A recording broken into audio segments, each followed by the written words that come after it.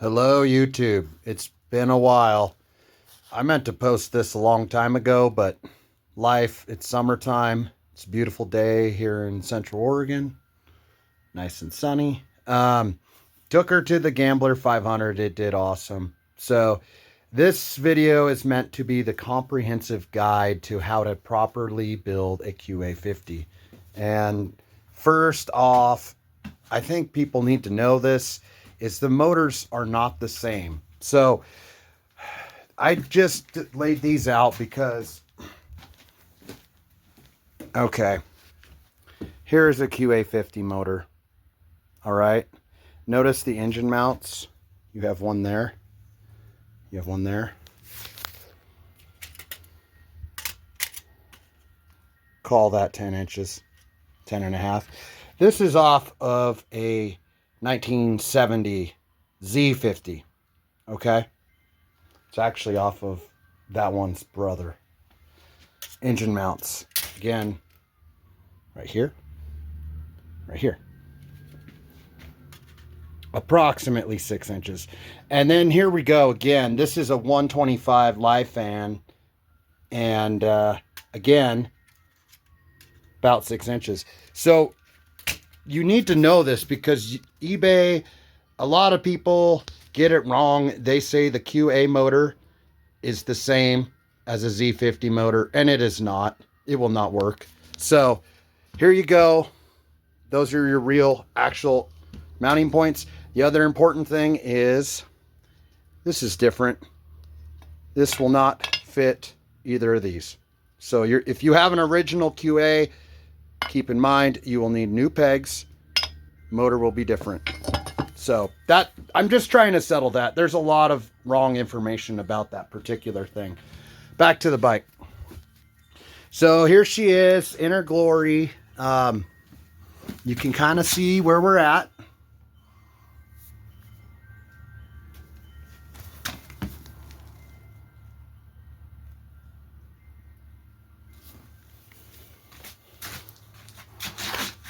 She got a bit muddy at the Gambler. I will say that. Alignment. Perfect.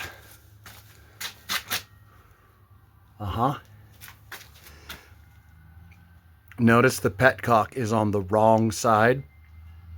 You will have to buy a CHP Motorsports or similar petcock. They also have them on eBay. Lot of similarities. These are really cool little bikes because if you got a 1969, 1970, or 1971 Z50, the one back there, there's a lot of interchangeable parts, like the whole front end, nearly. That's off a Z50. These are the same internal springs as a Monkey of that era. Same front brake cable, I believe. The only thing different in here is the buffer compared to my other Z50s of that era. Obviously, these tires are not Monkey bike tires. These were found on eBay. A pair was like $115, but they're replica. They are perfect. You don't have to use a wheelbarrow tire. You can actually use a tire that makes sense and rides better. It's got the little shorty brake arm. It's really nice. There's a lot of Z50 parts that will work, but it's still not the same. So next thing, this is for a Z50, the exhaust. I know that was in my other video. This thing is great. I haven't tried the high pipe, like on a 76, and run it on the outside. Yeah, I'm just trying to give you guys a comprehensive build guide because, again, there's just a lot of information that's not right about building one of these bikes.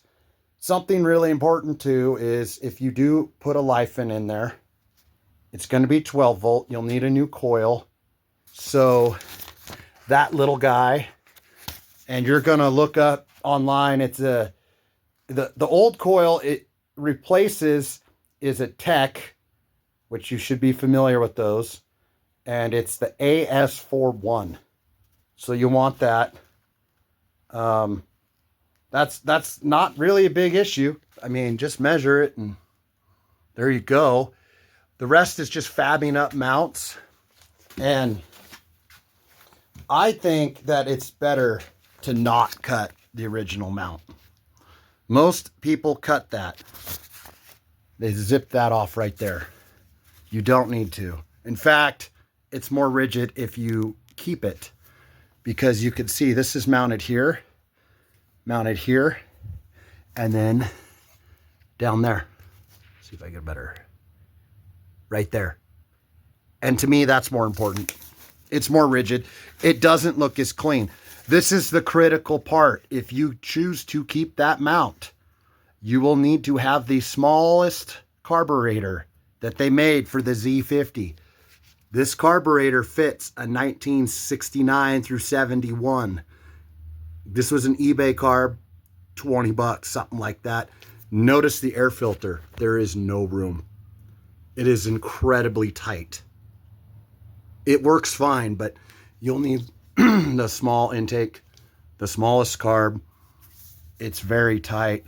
The advantage, of course, is if you zip this off, you could run a bigger carb, come out this way. I don't see the need. It's got plenty of power. It pulls wheelies like nobody's business. It's fine. And I like it. It's cleaner looking. Everything's just tucked under the tank. And in my opinion, it looks more original. And that's what I'm all about. Not tearing into bikes. You know, I've got the original seat. My buddy did the leather work for me with the stencil. I really like his work. Added a lot of foam here for all the overweight adults. So yeah, I just want to make sure everybody has a good idea of how to build one of these, to properly build it without chopping it up and destroying how awesome these little bikes are. There's a couple other little things mentioned in my other videos. I'd say one of the biggest ones is if you're trying to stay original is the tires. And look at this baby sprocket. This is a QA only thing. As far as I know, they don't make any other sprockets. There's a guy who does aftermarket ones online. They're awesome, but you want to keep the original tires if you can, then you got to keep that sprocket. There's ways around it. I would preserve what you have. It's slightly more work, but it's worth it. So yeah, let me know what you guys think. If you have any suggestions. It runs great.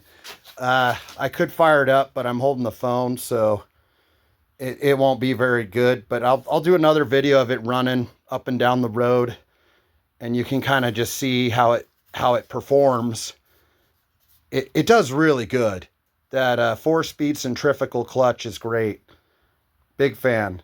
And you know, if you put an actual clutch or 125 motor in it, it would rip. It would be a meanie, a green meanie, if you will. So yeah, if you guys got any questions about how to actually do this the right way, drop me a line, you know, send me a message, what have you. I'd be happy to help. I don't have a ton of parts for these particular bikes. I'm a monkey bike guy. This was just like a one-off I got in a trade. I'm very happy with it. And I've kind of left the frame alone. You know, it's even got the original rust everywhere. All I did was just clean it up a little bit. But yeah, I highly recommend, if you can keep these bikes together and not chop them up, you will be happier in the end. It was a little more work than it's worth. It's not a lot of welding. Anybody can do it. I mean, you could see back here, all I did was cut that off, and it still got enough metal. You could re-weld that back. Let's say if you wanted to put original QA motor back in, and then see, I added that bracket. That is the only thing, the only weld that you actually need to do. This is it. That's all you need. Everything else you can fab up together just with whatever you have. And then I'll show this side too. So then there's that engine mount. And then that mounts right there. And then this bracket, I had to make it kind of indented. so the exhaust would run through. But I kind of like that style exhaust. So you would not have to go through those lengths if you ran a different exhaust or ran it out the bottom. It's all up to you. Let me know what you guys think. It's been a blast building, and I will get you a video of it running in the wild soon.